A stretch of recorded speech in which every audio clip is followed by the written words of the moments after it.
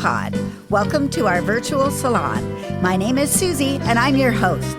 I'm a mobile groomer from Seattle, Washington, and anybody who knows me will tell you I love to talk, especially about my job.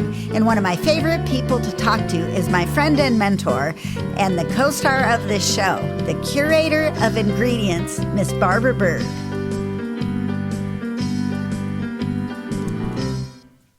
Yo, Susie. So glad to have you on the other line so we can talk, and so I can talk to somebody other than AI or my computer or my pets. Well, we are welcoming you all to episode 476 of the GroomPod, recorded on March 28th, 2026. This week, we're going to talk about the March issue of Groomer to Groomer and other stuff. But most importantly, we're just going to hang out and do groomer things together. We like to do that on Sunday mornings, and this is no exception. So what's new this week is brought to you by Best Shot. Let me tell you about Best Shot's newest addition to the Ultramax Pro line. Ultramax Hair Hold is a flexible hairspray that can be layered on for a stronger hold. Ultramax Hair Hold spray is great, but my favorite new product is called the Max, and I won't groom without it. It's a fragrance-free ultra-concentrate conditioner and detangler. It reduces drying time and handles undercoat and tangles like magic. Just a few drops in the final rinse or spray it on and dry it in. Contact your favorite Best Shot distributor or learn more online at bestshotpet.com. Grooming success begins with Best Shot in your tub. Made from the best stuff on earth.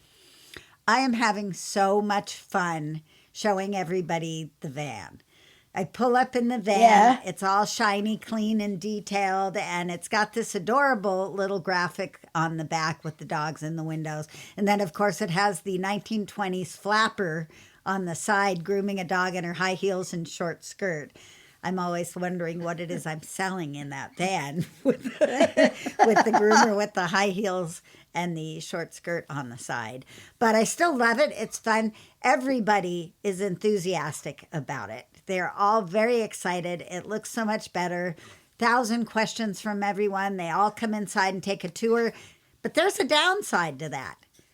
It's taking me even longer at every stop.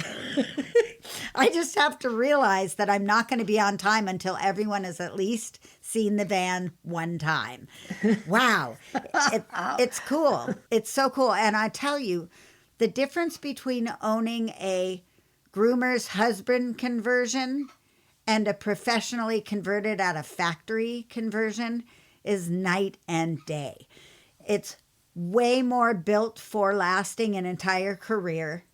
It's not got really anything that is not functional, except I am having a difficult time with the super sudser. And for all you guys who are in a Wagon Tails van and have a super sudser, I can't get the water to come out the hose. I can hear it working, it's cycling on, but in the morning it smells awful because there's a lot of water trapped in there that I can't get out. So I would love to have some suggestions on how to get that back to working properly and maintained. When my friend who sold me the van comes back from Chicago, I will definitely have them come out and help me get it going. But anything anybody wants to suggest about their Wagon Tail Super Sudser and how to make it work so that at least you can cycle through some vinegar in there, because right now I can't put anything in there. It's not sucking anything down. So that's a little fun, which makes it a little stinky in the morning if I don't remember to blow all the water out of where I can reach it. But otherwise, I love the van. I'm excited about having the small dog rack because I did a ragdoll that gets a bath. Not many of my cats get baths because mostly it's maintenance for the people who own the cats, as opposed to the cat that needs maintenance. But in this case, it's a ragdoll that does a lot of hiking. And the owner takes him up into the woods on a harness and he hikes and they have a good time together. Yeah, really cool. And it's a, not that this is relevant because it really isn't, but it's a dude who's transitioning into a girl. It's a young man transitioning into a girl and getting almost all the way there at this point, but she loves this cat and they have so much fun. But when they go hiking in the woods, the cat brings back so much stuff and it gets all over her little dorm room apartment thing, and it's a hassle. So we cut the hair off. But it's been a long time since I've had a rack that I could turn sideways and put the cat on. So now I can get underneath the belly because I spray through the underside of the rack, and the cat is hanging on, so it's thinking about something else. In this case, Dipper is the name of the cat, and he just hung on to the edge, and I was able to wash him and dry him so much more easily than I could in my own trailer. So I'm loving that aspect of it. One of the things, though, is it really uses a lot of gas. It is sucking the gas down like crazy. And because the generator gets gas out of the gas tank as well as the vehicle getting gas out of the gas tank, I have no idea what my mileage is, which gives me anxiety. I can't tell if I'm priced right or wrong. So what I think I'm going to have to do is take a month of driving the van and the same month last year in the trailer with the generator, add both of the numbers together and compare it to what the van is doing. And that way I can kind of tell if I'm getting the same or if I need to raise my prices. But everybody's given me big tips because of the van. I'll just raise your prices, I will. girl. I'm gonna. But I want to make sure I cover gas has gone up right so much. Yeah, well, yeah. Go for it. I want to do the math right. I mean, okay. Yeah. I'll let you do it because you enjoy that. I do. Not me. I would just like, everybody, it's going to cost $10 more. Yes, I get it. One of the things that has been challenging for me is I was primarily a shore power groomer.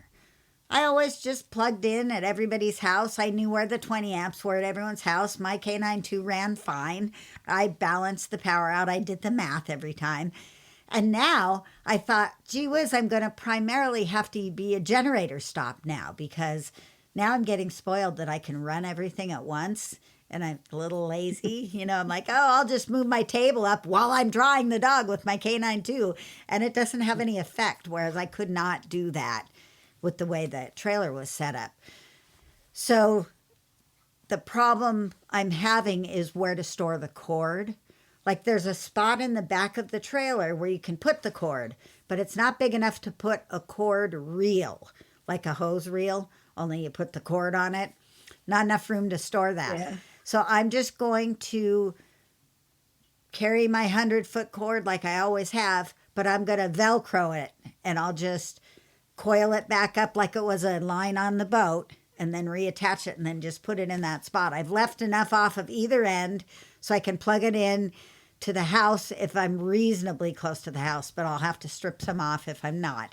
But I think this is going to work. So I tried it yesterday and it did work. It worked like a dream. So I'm back to primarily shore power. I didn't blow their circuit. I just did it as if I was grooming in the trailer, and I shut everything off when I drive the dog except the lights, and it was fine. I'm good. So now I can cut my expenses and stop worrying about having a full tank of gas so it doesn't shut the generator off, and use my shore power like I have. So now would be the time to check your gas mileage.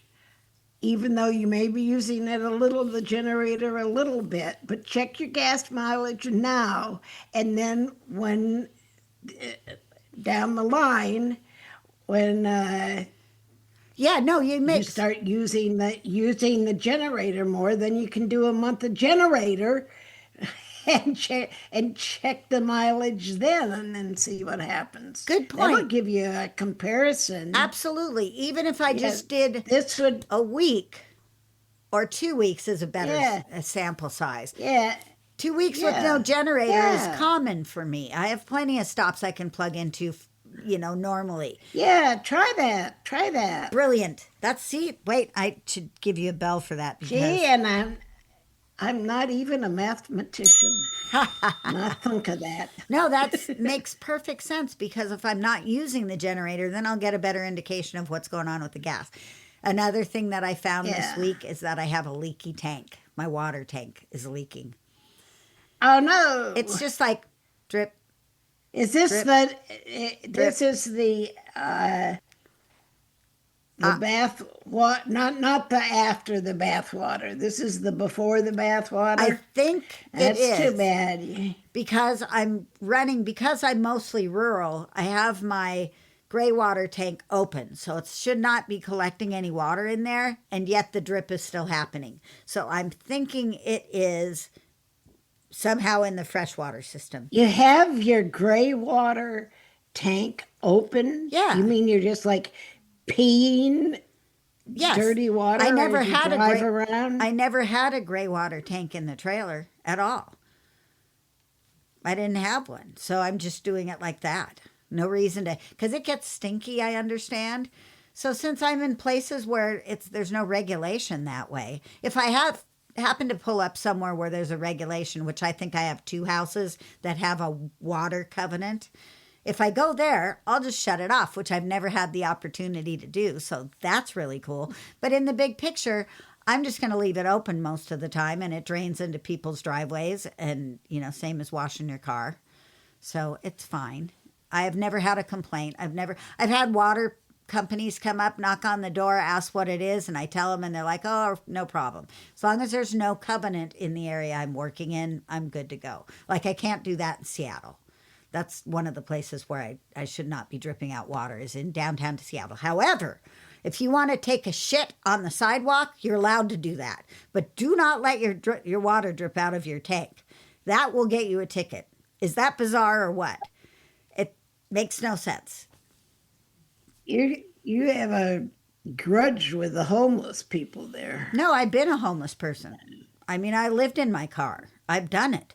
I don't have a grudge with them. You don't have to be a pig. It's perfectly easy to go to a toilet. We have lots of them. They're available for people. We promote this lifestyle. So there's lots of availability of things like that. You do not have to stand on a street corner, pull your pants down, and poop.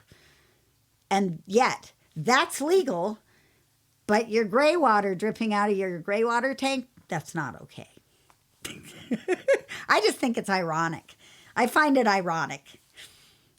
Yeah, it's fucked up. Yep. They need to fix it. They need to either make it so simple for people to get to the bathroom that they would choose a bathroom, but see, then they go in there and shoot up. That's the problem. And then nobody can use the bathroom because they've passed out against the door. Anyway, I digress. It's just the hazard of being downtown. And I have two houses down there. Two houses down there where that they would write me a ticket and let the person poop outside. But the rest of them, and mostly I'm in a rural spot. So yeah. I'm dying. Yeah. I'm dying. Yeah, it's entertaining. It keeps me laughing. Well, that shore power thing was a huge hurdle for me because I was really fixated on the loss of the ability to be quiet, to not run the generator, even though the generator in the van is really well insulated. It's not as noisy as it was when it was in the back of my truck. So I feel better with the neighbors, using it. And like I said, the summertime, when it's hot out and I get to crank that air conditioner on, I'm going to go, heck yeah, this is awesome. So anything going on with you? Give it a good fuck yeah. Right. Come on, the whole thing. Yes. The heck with the heck. Yes, well, Did I tell you that I passed out some of my tiny fucks? You did. At the at the show. at the show, at the trade show. And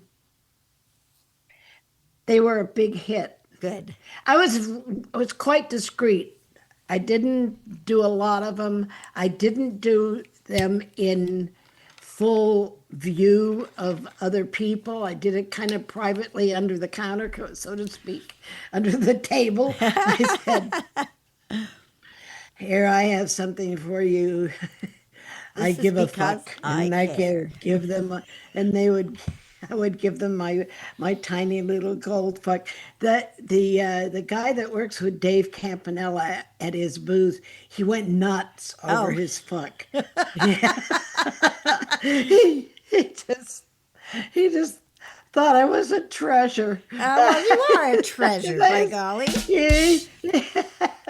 And so yeah, mostly the men really responded well. So I've kind of found out where they go over the best. I didn't have any mishaps with passing out the fucks. Good. I was all the people I chose to bestow with a golden fuck, were cool. Good. The cool kids. Good. Just with the cool kids, yeah. So, So you were saying the coat defense people called you after they hounded you at the trade show? yeah, the guy, Vincent, Yeah. there, my phone rang, and so I had permitted him. I gave him permission to call, and when I did that at the trade show, I put his number in my contacts, and he put my number in his, and so I knew that if he called, I would see him because I reject at least 10 phone calls a day Me too. that are mostly creditors after my ass, and they'll never get another penny. They say, we're calling about your loan, as if I have a loan Right. with Chase Bank, as if, like, Yeah.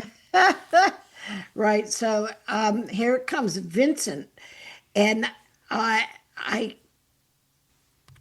picked up the phone, and he just like jumps right into a conversation. He's really a good guy. I like him.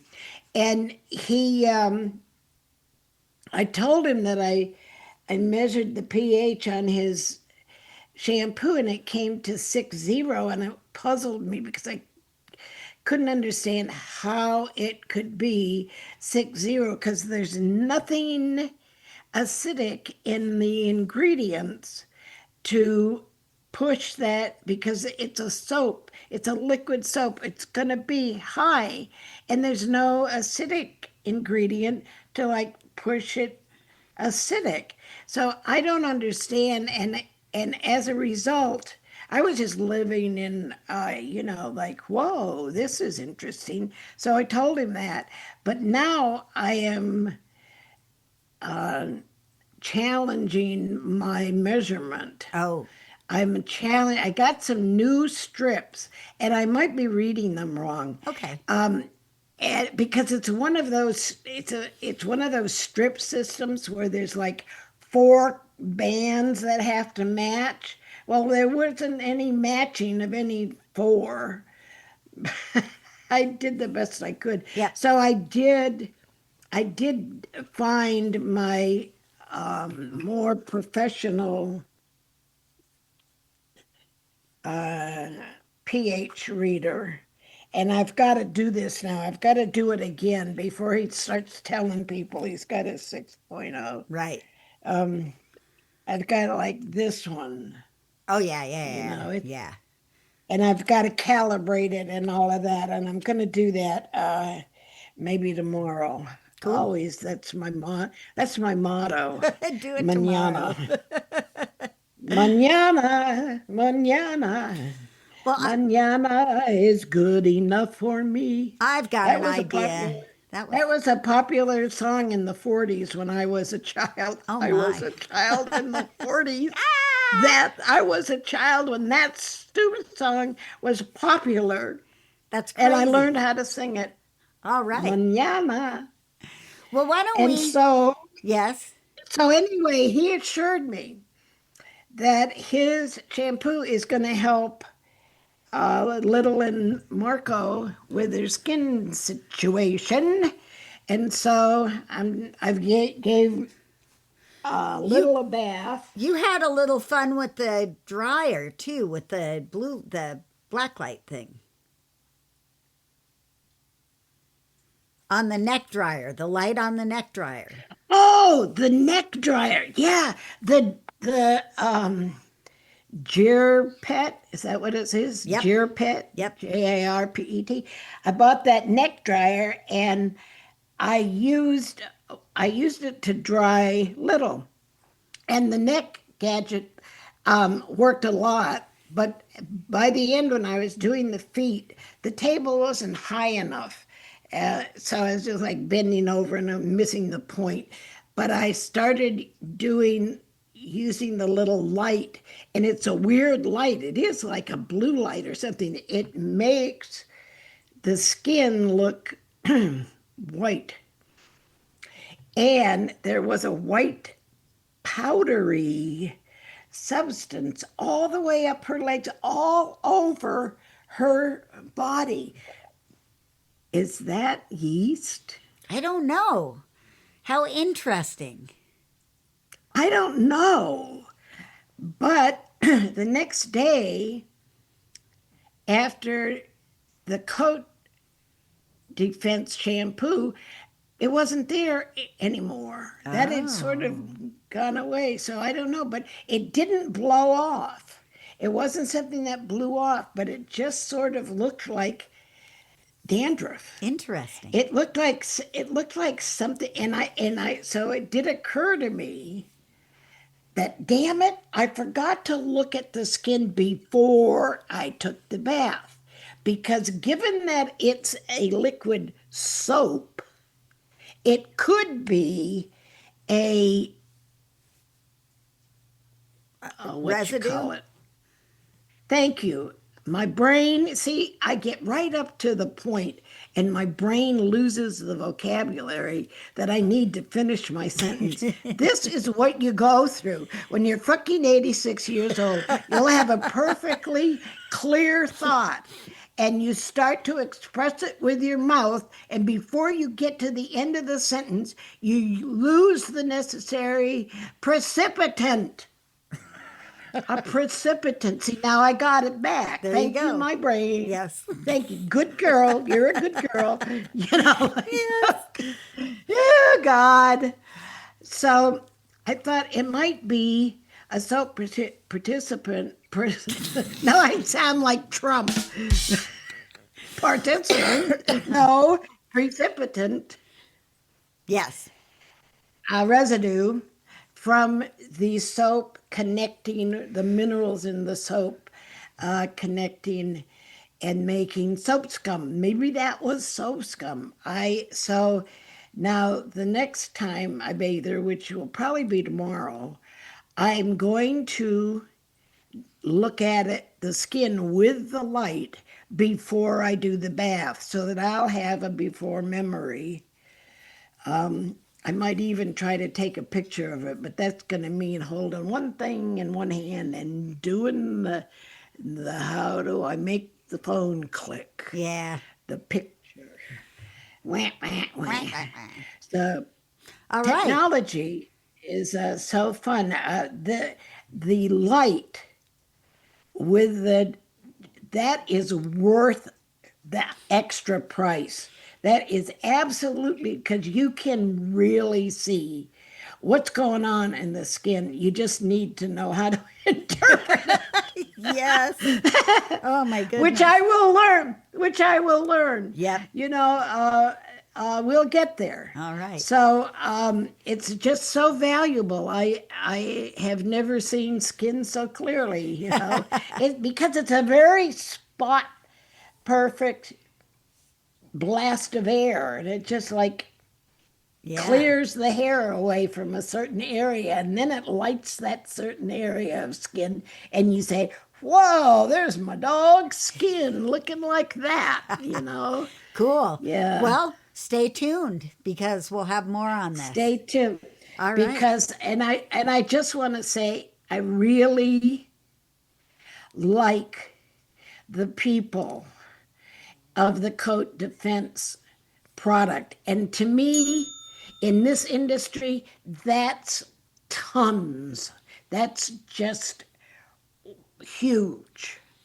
You know, I've got to like the people that if I'm going to present for them, Yes. you know, Yep. I'm going to speak on their behalf of their product. I've got to really like the people. And if I like a product and I don't really like the people, I'm not going to give them much of a to do. Right. So there. So So there, there. y'all better be nice to me. Really, really nice. Well, You better give me lots of goodies. yes. All I right. like gifts. Well, let's take a break here from our sponsors, and then we're going to come back with our discussion of the Groomer to Groomer March issue 2026. Is your mobile grooming business running you ragged? Stop zigzagging across town and start scheduling smarter with Groomer. Our smart route scheduling and automated wait lists keep your van moving and your table full, from intake forms to QuickBooks syncing. Groomer handles the boring stuff so you can focus on the fur. Join thousands of groomers who've leveled up. Visit groomer.com to start for free. No credit card required.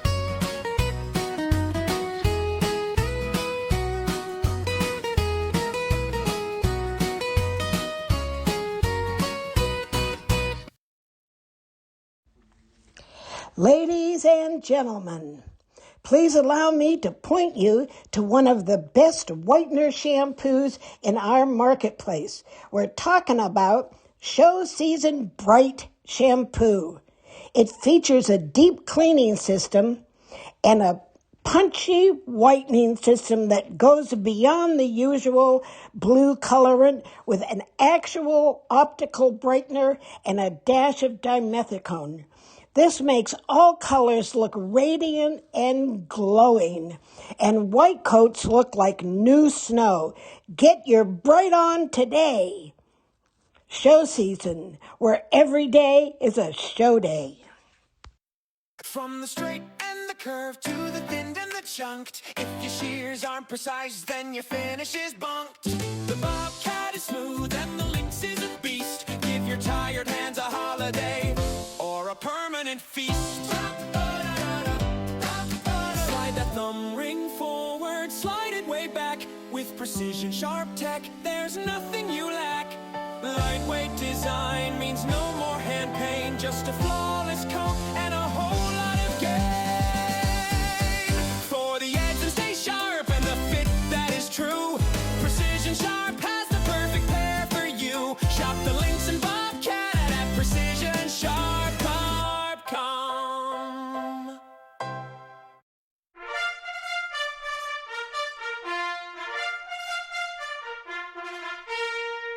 Ready, groomers? Here comes our first appointment. What did you think of the cover on Groomer to Groomer this month? Or actually last month, because it'll be April when this comes out, probably. Well, not probably, for sure. Yes. I didn't really like it. Yeah, it was the least appealing of all the covers so far. And I think it was partly because of the clothing and the surroundings in the photograph did not help show the dog's creative grooming and the colors, and it just made the dog look kind of a mess. And plus along the top line of the dog, you see the fishnet tights of the groomer. That's not a super cool thing to wear unless you're doing a kind of oh, I don't know, a more risque kind of a image. Yep. Remember that dog? Remember that dog in Creative at Atlanta one year that was done like a hooker in With the boobs? yeah, with the boobs and the fishnet and everything, and Like a it was like, burlesque dancer. Yeah, it was like a Mardi Gras, like a Mardi Gras costume. It was just really, I mean, and she had sculpted the chest to look like breasts with cleavage. It was really well done. I wanted so much for her to win, and she didn't.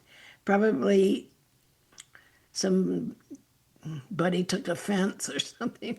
We can't give that one the cover. No, it's the People's Choice that gets the cover anyway, right? I think So so, but you've I got don't to. think this is a people's choice. I think that, let me see if it says. Now I have to look. I think that it is. I think it always is. I think that's the award for the People's Choice is you get the cover. Yeah. Oh, it is. It was. Okay. It is Miranda Seam, People's Choice Creative Groom Expo 2025.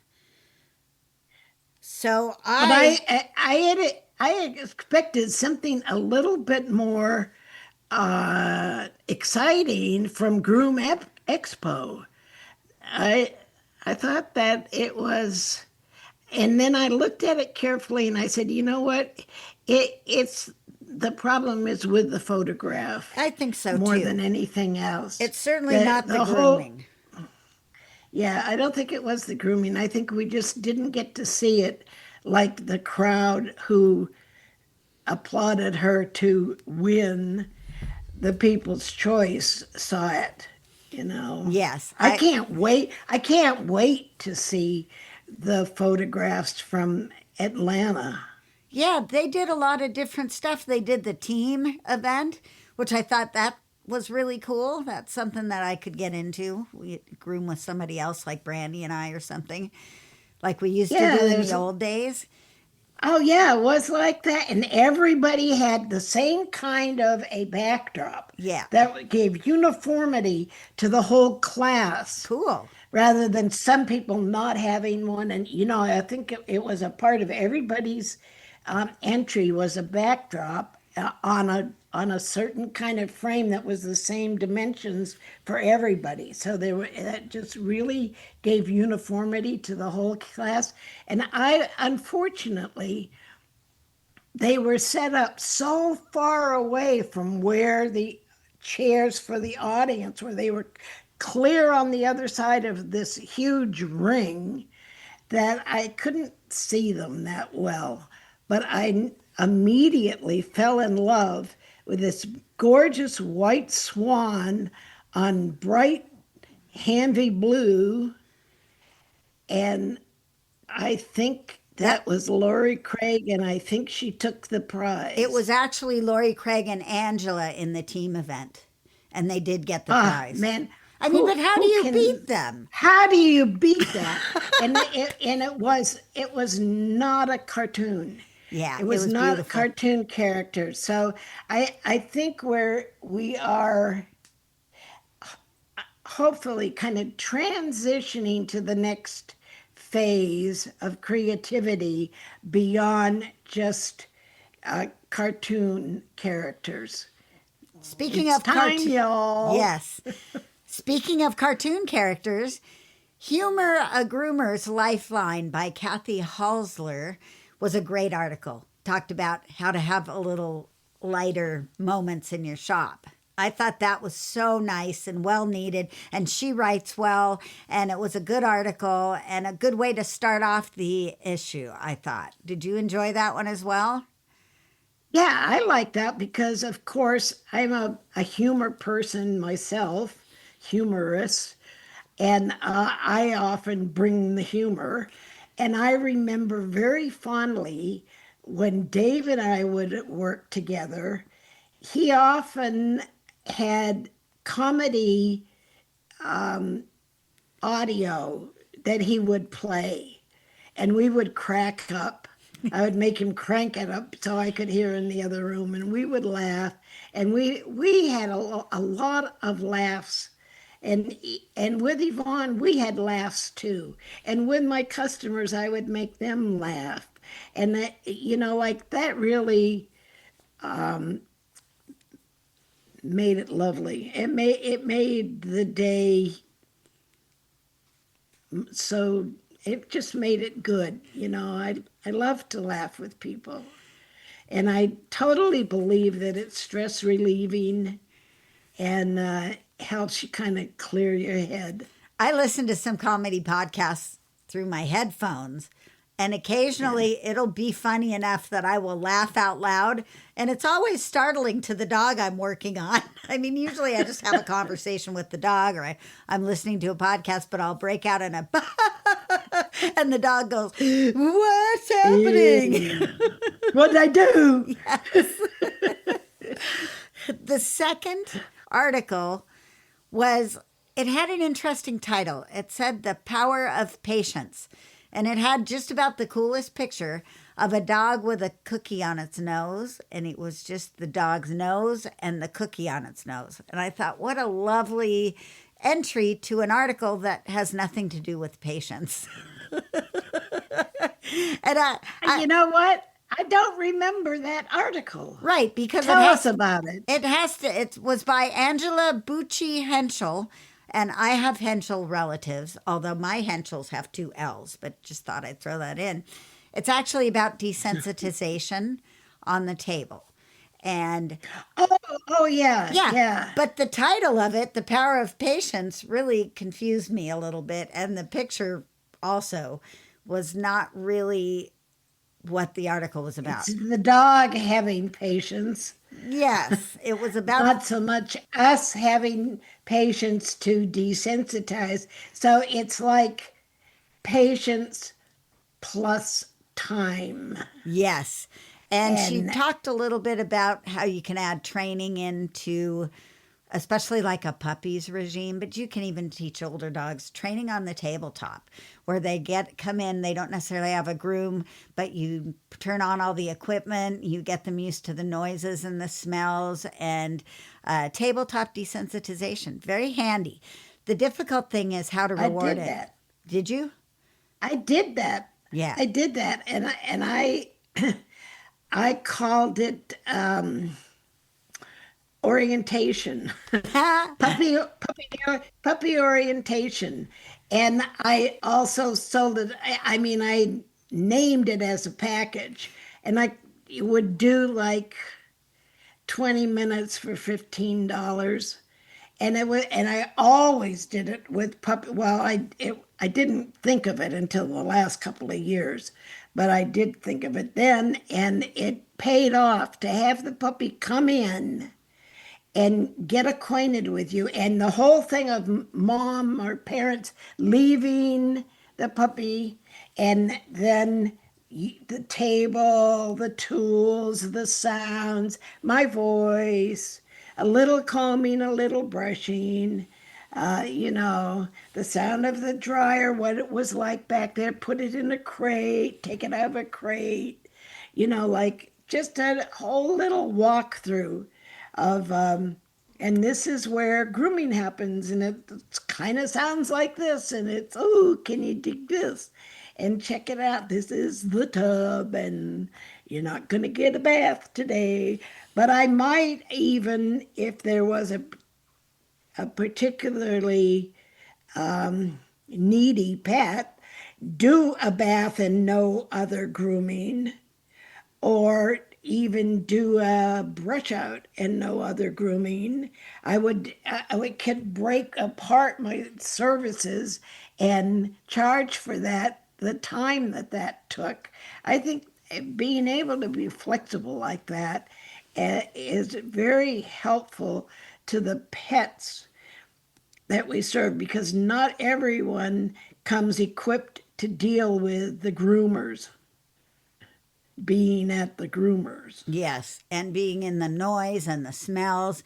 And I think the tricky part about tabletop training is there is often so much stimulus going on around the dog that the reward portion of tabletop training, where you encouraging them and giving them love and maybe a treat or maybe a toy, that can be difficult because they don't really pick up on that because you're not their human. They don't want a cookie. There's too much going on. So that's where it gets a little tricky. Yeah, I've had dogs say, "I don't want your fucking treat." Yes. But I would encourage people to bring the dog's favorite treat. Bring the dog something that is irresistible, like freshly boiled and chopped chicken. Or That was string one of cheese my, yeah, or spread lunch string meat. cheese, peanut butter. One of the vendors at the show was giving away those peanut butter pads. The lick Those mats. pads you put on the lick mats. Yep. Yeah, I got one.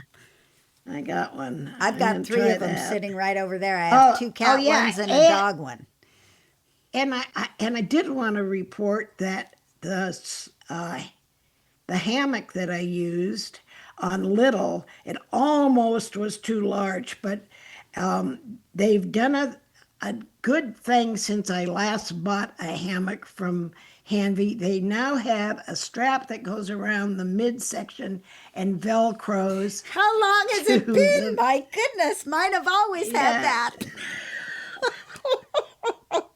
Well, good for you. Well, Good for you. so Yep. and I was able to do her toenails without. I mean, it would be such a fuss to do her toenails on the table, but I just lifted her a little, just an inch off the table, and I was able to get the nails done. Excellent. And it was so successful. It was like, oh, this is great. Cool. I love it when things work out that way. Yeah, so anyway, Yeah. I thought this was a good article. I just thought it was weirdly titled. That was all.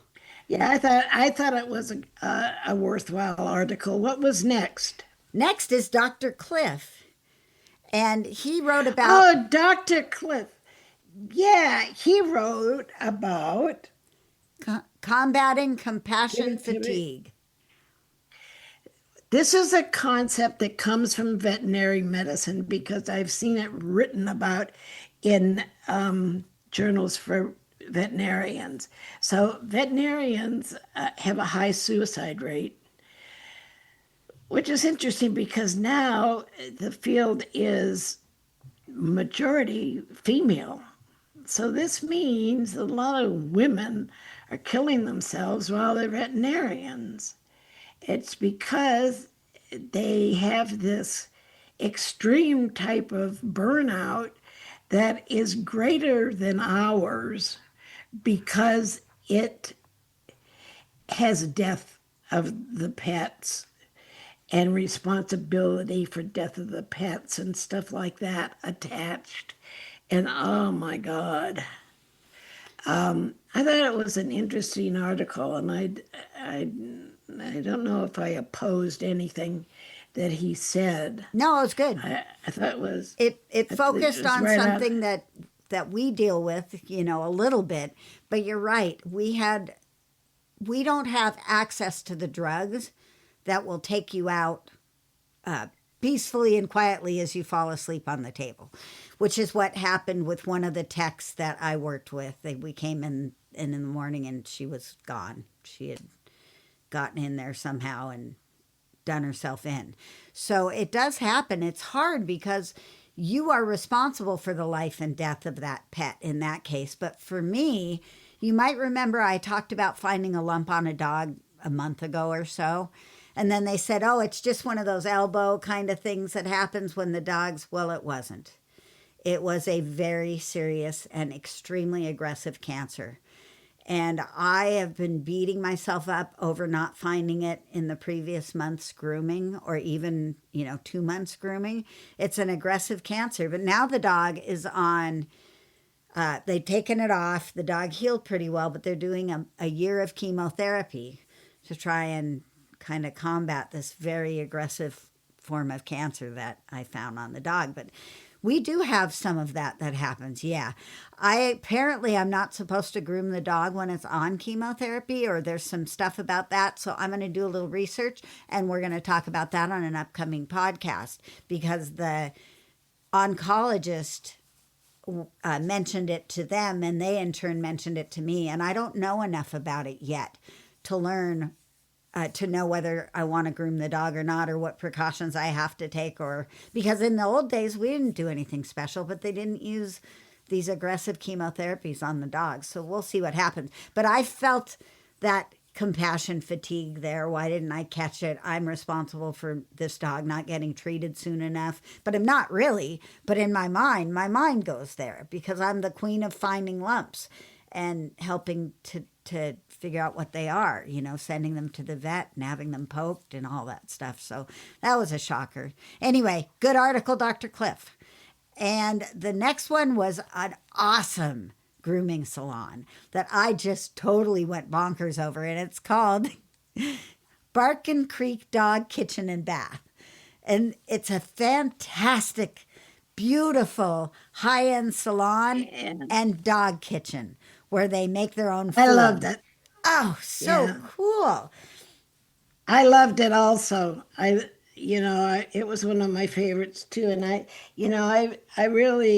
always look at those salon features, but it's like sometimes it's kind of, yeah, very good. Yeah, I could never do that. Well, this was just like, the whole story was uplifting, and I enjoyed it a lot. I enjoyed the salon a lot, and their whole idea, and they're making their dog cookies and all that kind of stuff. I thought it was really inspiring. Their focus was on respect between the groomers, the pets, and their people. And the idea of making dog diets is to give the groomers healthy skin on the pets they get to work on, and start from the inside out. I just loved it. I thought it was beautiful. I would love to take my dog there to have it groomed. I would be honored to work in a place like that. Very cool. They did a great job. Then we have Behind the Mask. Oh, I forgot to say that was written by Keith Loria. Behind the Mask, Providing Support and Protective Care for Groomers by Stephanie Calhoun. And Stephanie is a neurodivergent groomer who is kind of focused on that type of thing. And she talks a little bit about supporting each other at work and noticing how the people around you are doing, and offering support that way. And what'd you think of that one? Well, I liked that article, and I liked her pointing out how we tend to put on a mask of everything's all right at work, because we think that's what we want to project. And so then we don't take care of what's behind the mask, which is ourselves. And so I thought that kind of went along with Dr. Cliff's article. It was kind of a companion piece in a way, from a really different point of view, but still the same topic area. I think the theme of this issue was self-care, because also on the next one, which is our friend Chris Anthony, she said, you don't have to do anything, you get to. And I love that change in looking at things. That's one of the ways I go through life, is thinking that I am so lucky because I get to make these choices, because I'm here to see AI take over, because I'm allowed to be a dog groomer and spend time in people's in their families, and be part of it. Very cool, more self-care, remembering we don't have to groom, but we get to groom. And then yeah, you know what? I have a naughty girl little reaction to those kinds of statements. Yes. I just resist. Well, I'm just going to say fuck you. I just resist the Pollyannish sort of nature of looking at the good side. Like, no, I'm mad. I want to be mad. I need to be mad, and so on. So like, I I know, but but I do believe firmly in trying to live your life not being a victim, and that's what that points to. Um, and it depends largely on you and your brain, and sometimes you have to take hold of your brain and retrain it. And just every time you feel victimized, you say, because I get to.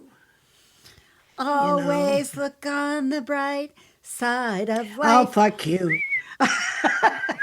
I mean, you are the co-host with the perennially happy person over here. It's hard not to have to do that. I mean, I have been described as stoic and also as pragmatic. I take things as they come. I recognize that I can't change it. Part of that's being in recovery and knowing the stupid serenity thing, grant me the serenity to accept the things I cannot change, the courage to change the things I can, and the wisdom to know the difference. It's that wisdom to know the difference part that gets very tricky in that kind of a situation. But I choose to look on the bright side because that's me. I often do. You do. I don't want to just come on like a negative Nelly here because I don't live in a negative space. I'm mostly optimistic and happy. She does But, visit the negative space occasionally. But I choose to go to the dark side once in a while. Well, I passed through there because, I spent, 4 days talking myself out of changing into the van until I was able to work through that. So, I mean, I'm not completely absent of it as well, right? But I try to choose the positive. The next thing is one of those that I am a big fan of, and that's Organized, Not Overwhelmed by Amanda McGrath. And I feel that organization is such a big stress protector. I don't know. It keeps you from getting stressed. The organization helps keep you from getting stressed. And that's kind of what she wrote on. And I should have read that, like 25 years ago. I like that article too. And one thing I really liked about it is that she got down to some detail. It wasn't just the generalization, but she actually got down to some some concrete ideas for and how it relates to how organization relates to stress and burnout. And I know because I got to the point in my shop where I would just so almost collapse if I couldn't find something because somebody had disorganized it. I just couldn't stand. I patiently looked around for stuff for decades. And then I reached this point about I just don't want to have to look around. Where's my so-and-so? I put it over here. Well, that's not where it belongs. Yes, Place for everything. And put them back, especially if you use my shit. So I like that she identified the physical, emotional, and cognitive signs of burnout. I thought that was good. Yeah, that was so concrete. We need that. Yep. Because it's really hard to identify your own burnout. And people sort of say, I think I'm burned out. There should be no think about it. You should know. And then this kind of gives you a checklist to go back and say, well, is this happening? Well, is that happening? And well, no wonder. Yep. You know? Absolutely. I can't count on my employees to come on time. That's Or put their stressful. stuff I back. can't, or put their stuff back, or clean up after themselves, or whatever it is. I know. You know what I what happens in other organizations that doesn't hardly ever happen in grooming organizations What? or grooming salons? Staff meetings Right. where you sit down. It's required. That's because they do this, excuse me, stupid percentage type payment of groomers so that they think they only get paid by the dog. Whereas in a normal, where in other settings, you would have a staff meeting at least once a month where people would verbalize what's working in their department and what's not, and work through conflict and work to solutions and that kind of thing, instead of just plugging along and then you quit your job. I agree. I also think that performance reviews are lacking in our industry. And that's another place where you get the opportunity to talk to your employer about what's working and what's not working, is when you get a performance review. And I never worked in a vet hospital. Yeah, I don't think I've ever worked in a vet hospital or a grooming place that had performance reviews. Anyway, I digress. And so that then shit builds up. Yep. It sure Shit does. builds up, and you need to have a valve. You need to have a valve and somewhere where things get addressed in a safe and wholesome way, instead of backstabbing or having a violent argument. Or, there was one grooming salon owner in Tucson, her employee pulled a gun on her. Yikes. Of course, Tucson is a, gun slinging state. But still, like, whoa. And yes, she was a bitch, but you don't just pull a gun Right. on your employer, Right. because you don't like how she's treating you. There's got to be dialogue, more than just. And I don't mean just like buying them a pizza once a month. Right. No, you got to have the conversation. You got to do the work stuff. Yep. And a lot of salon owners don't know how to have that sort of a manage. They don't have that management skills of how to facilitate a staff meeting. It's true. Well, you can go to seminars that are available to the public and cost like maybe $75 or something, and you go for a day to talk about how to conduct a staff meeting. I bet it's on YouTube. Yeah. Well, I bet you can get it on YouTube. I attended a number of these seminars that were for business people that helped me in my role as owner. Good advice. I like it. So the next one, we have an interesting article that was called Minimizing Moral Injury in the Grooming Industry. Oh, by Misty. Yeah. And I cannot say Misty's last name, but it starts with a G. And it's a military term, and it means profound distress resulting from actions that violate one's deeply held moral or ethical beliefs, and we are faced with this every day. Yep.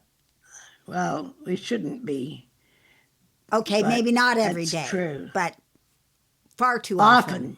Yep, far too often. Far too often. Yeah. Sometimes it's because the owner puts us in a squeeze box, and sometimes it's because staff puts us in a squeeze box or we put them in a squeeze box. And, like here again, this whole business of paying people by the dog instead of valuing their time and giving them enough time to do a good job and charging enough of a price to pay them a good amount for their time. This is I go also known on. as groomer guilt. And it's awful because we are in a situation where we can see a lump, but maybe the owner can't afford to take care of the lump, or perhaps they are unwilling to take care of the lump, and then we feel guilty over it. Or if there's a matted dog. And then, yeah. so this fits in with that compassion burnout Yes. thing. Yes. Yeah, it leads to that. We have those incidents all the time. I thought that was an excellent article. Yeah, really cool. Really good stuff.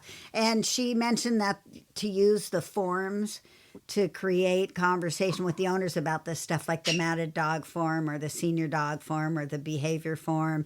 And basically, this is all a way to manage their expectations with what you can do, because we aren't magicians. We don't have a magic wand. We can't wave it and make all the health problems go away. All we can do is get the dogs clean and deal with what's in front of us. So I thought that was great. I mean, really good. Actually, I recommend everybody reads that. It's good stuff. Yep.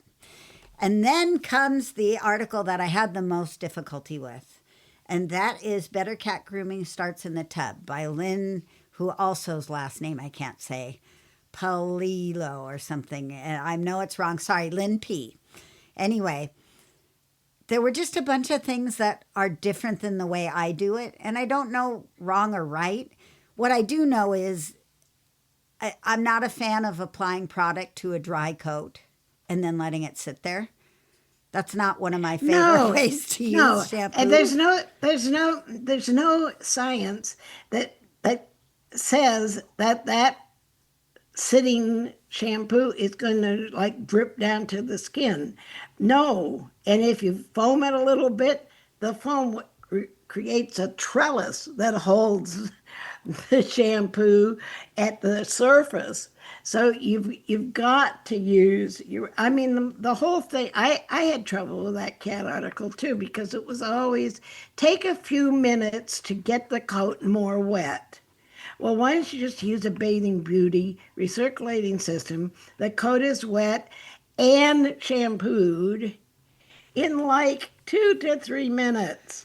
She also recommended using a rubber curry on a cat. And I don't agree with that either. I think that's rough on the hair, number one, and it's rough on the cat. Thank you.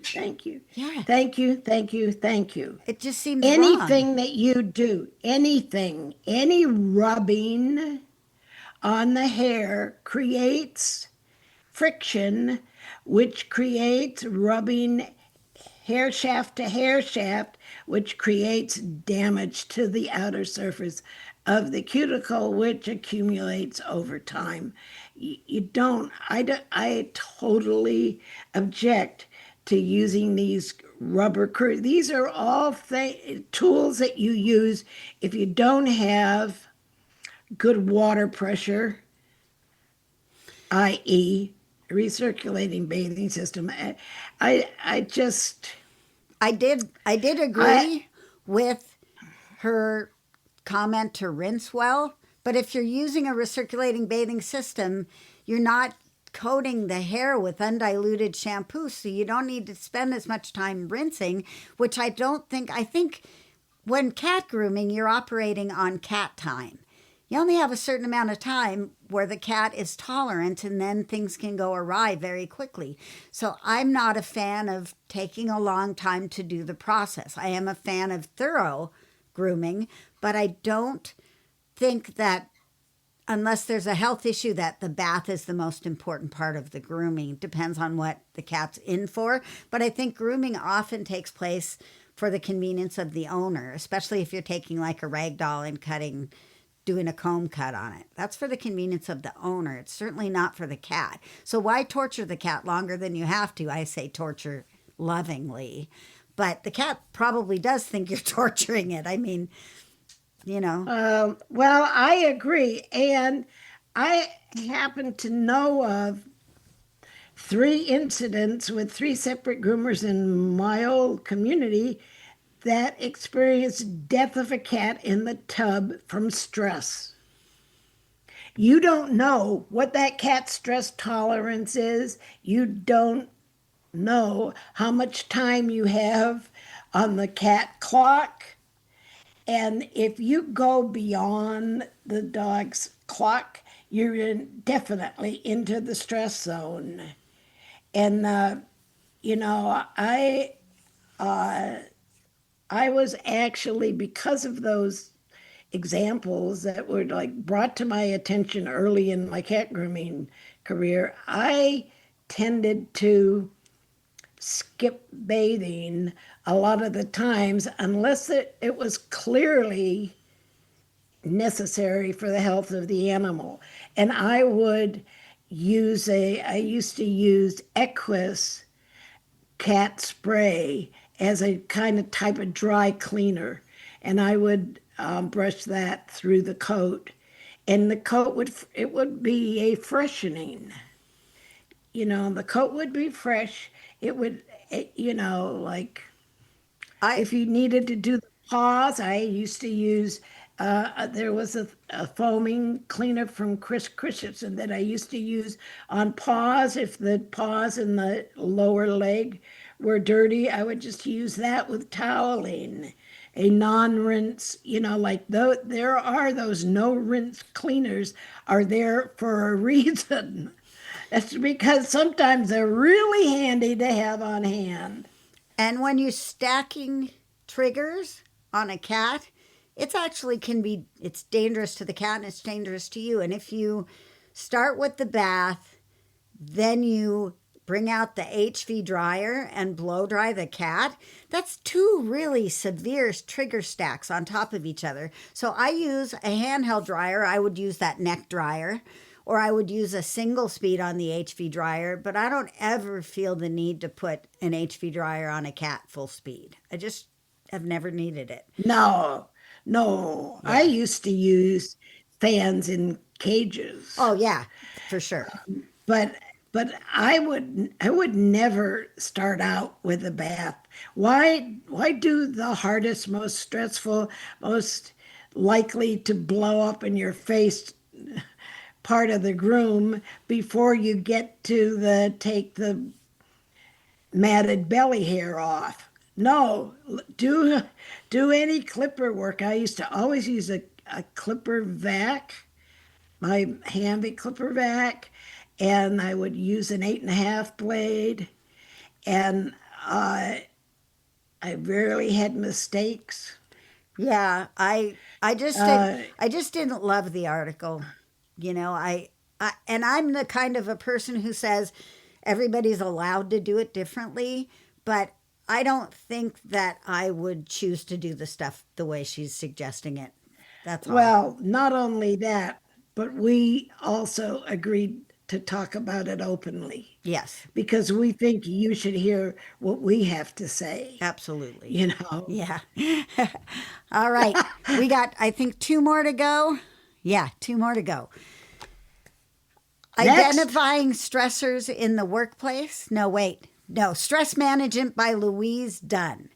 Defining stress as a body's reaction to change, and it identified things in the workplace that are stressful and also gave solutions to dealing with some of them. So good article, solid stuff. Nothing groundbreaking, but I thought it was good information. And then the last article was our grooming article about doing a round head, creating a regally round headpiece by Blake. I love the title, Creating a Regally Round Headpiece. I love an alliterative. And I thought it was okay. I thought it was pretty good advice. But I like to make I thought it was okay, but I didn't love the outcome of the look a whole lot. Yeah. I probably wouldn't want to do that to that dog. But, yeah, that It was fine. It's it was hard. okay. It was okay. It was okay. And it's always good to have an alternative, another thing to look at it. Maybe I should do that. You need to figure out for yourself what dogs do best with a round head. Some dogs do better with Angles. egg-shaped head or Yes. angles. Yep. Or plain. Like when you do it's in some of the Asian trimming, the like peanut head where you go in where it's kind of wide here, goes in here, and then it has the donut mustache. Yep. That's kind of 3D grooming, and that shortens the distance between the chin and the top of the head.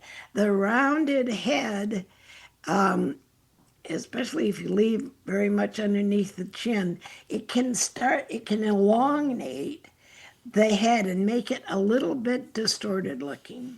Yep. I just have, I would have enjoyed a conversation of where that head most applies.